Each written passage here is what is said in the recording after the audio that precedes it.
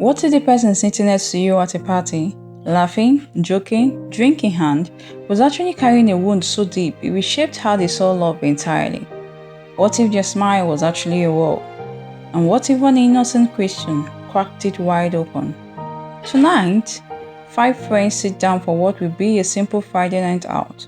No pressure, no agenda, just good music, cold drinks, and a week's worth of stress finally melting away.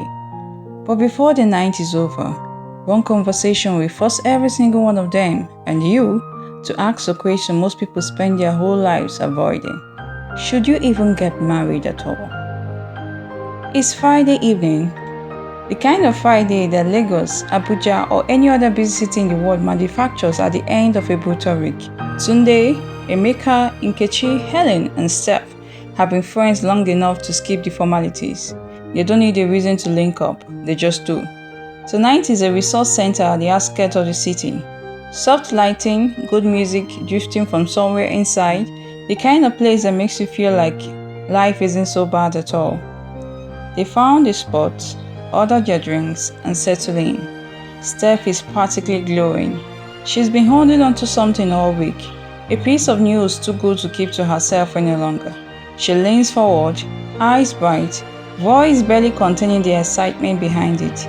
Guys, my sister is getting married. The table erupts. Helen lets out a shriek. Nkechi reaches across to squeeze Steph's hand. Tunde raises his glass immediately. That's beautiful. When? Where?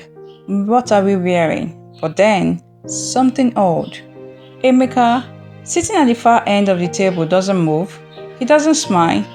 He picks up his glass and takes a slow sip, looking out at nothing in particular, like the announcement landed somewhere nearby but never reached him. Tunde notices. Of course he does. He's known Emeka since secondary school. He knows that silence, and he knows what it means. Bro, Tunde sets his glass down. What's wrong? Why do you look like someone just read you a bad bill? Emeka shrugs. Casual, unbothered. Nothing's wrong. I don't get why everyone is acting like she won a lottery. The table goes quiet a little. I'm not saying anything bad. I just don't understand the excitement. People get married every day. Half of them are miserable. What exactly are we celebrating? Now the air at the table shifts. Helen straightens up. Nkechi lifts her head, and Steph, who was glowing 10 seconds ago, is trying very hard not to look hot. But here's the thing. Emeka isn't cool. His voice is flat, matter of fact, almost philosophical. Like he stated something so obvious to him that he genuinely doesn't understand why everyone looks uncomfortable. And that, somehow, is more unsettling than if he had said it with anger. Steph tries to brush it off. Emeka, come on, marriage is one of the most beautiful things that can happen to a person. He looks at her with something close to pity. I disagree.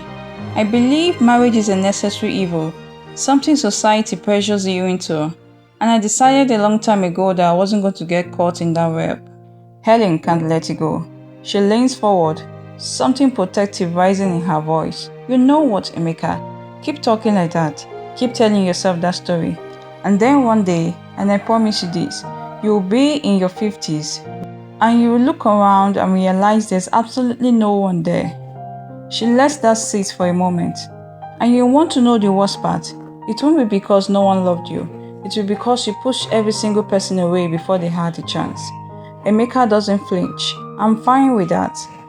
I'm fine being alone. The version of love you're describing sounds exhausting. Something always needing something from you. Someone always in your space. Someone always having opinions about your life. That's called intimacy, Emeka, Nkechi said quietly. I call it stress. Tunde is watching all this carefully.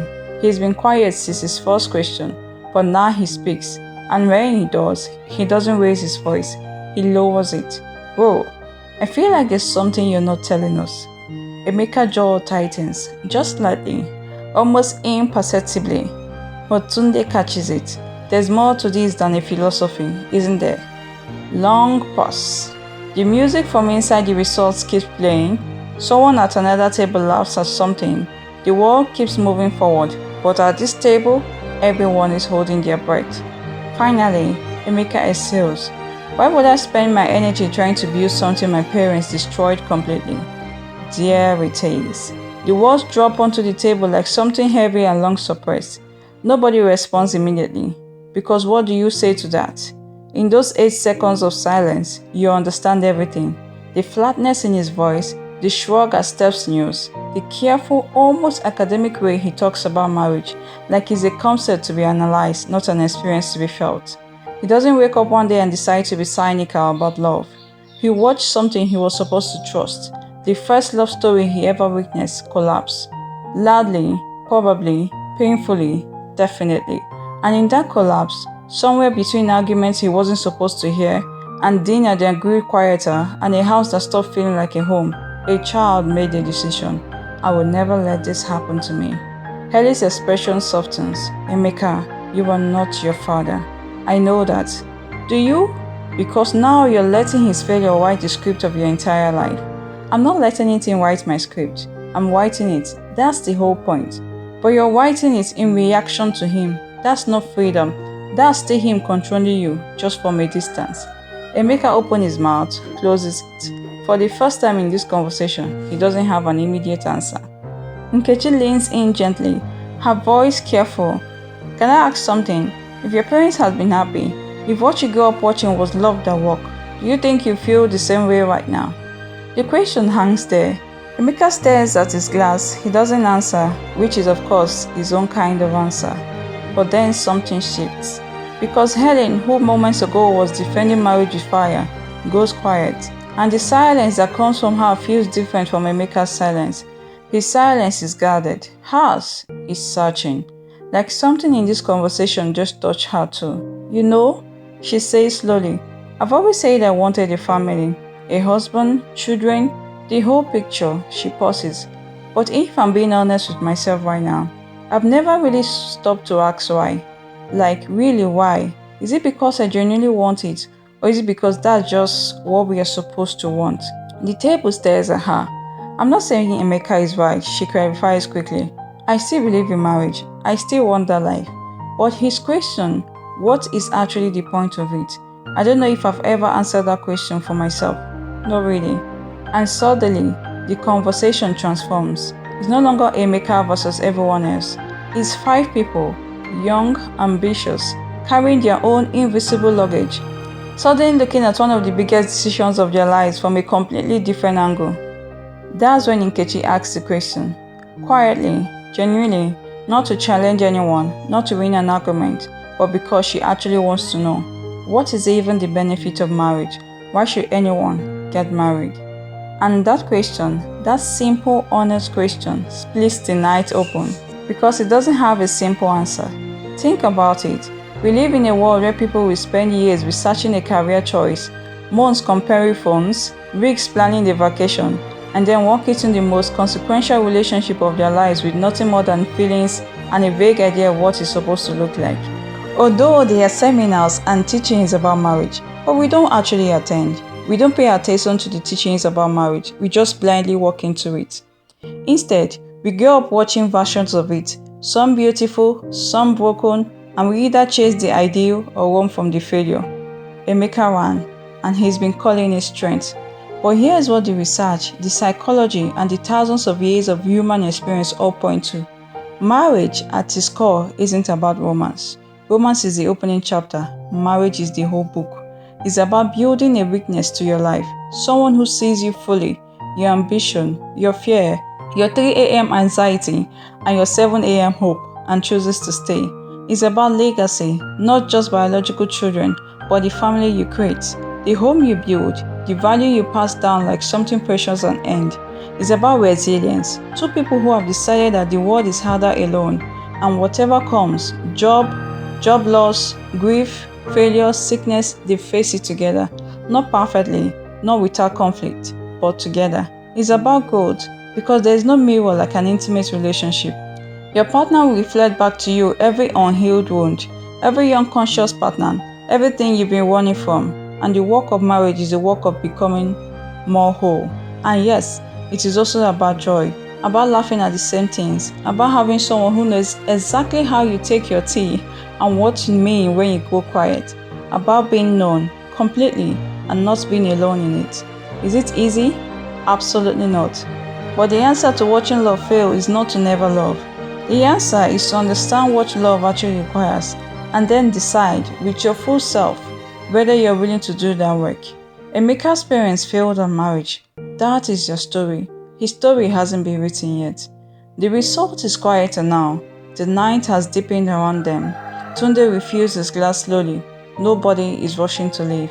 Steph looks at Emeka, not with pity, not with judgment, just with the kind of honesty that only real friendship carries. I'm not asking you to watch what I want. I'm not even asking you to believe in marriage the way I do. But I am asking you to stop letting what happened to them decide what's possible for you. Emeka is quiet for a long moment. There's something small, but unmistakably moves around his face. Not agreement, no conversion, not a sudden change of heart, just an opening. The smallest crack in the wall he's been building since childhood. Maybe, he says finally, maybe I'm not as okay with it as I thought I was. It's not a resolution. Life doesn't work that neatly. Or it's something more valuable than a resolution. It's honesty, for maybe the first time in a long while. Henny reaches over and puts her hand briefly on his arm. She doesn't say anything. She doesn't need to. Nkechi smiles at her drink. Tunde nods slowly, and Steph, whose sister is getting married in a few weeks, looks at her friend with something warm and patient in her eyes. 5 friends, one Friday night, one conversation that nobody planned and nobody will forget. So let me ask you something. When you think about marriage, when you picture it, feel about it, argue for it or against it, whose voice is that really? Is it yours, genuinely, consciously, freely yours? Or is it the voice of something you witnessed growing up? A love that walked, a love that broke, a silence that spoke louder than any argument. Because here's the truth that nobody tells you early enough. The worst reason to get married is because you're supposed to. And the worst reason to avoid it is because someone else failed at it. The goal, the real goal, is to do the hard, honest, sometimes uncomfortable work of asking yourself what you actually want. Not what culture told you to want, not what your parents modeled or failed to model, not what your friends are doing or what the timeline says. What do you want? And more importantly, what are you willing to build? Emeka's story is not finished, neither is yours. But the only way to write the right chapter is to stop letting the old one keep repeating. Wait or play, the choice is yours. But make it on your own terms. If the story made you think, drop a comment below. Are you a believer in marriage? Or do you have doubts like Emeka? Let's talk about it. And if someone you know needs to hear the story, share it with them. You might just change the direction of your story. See you in the next one.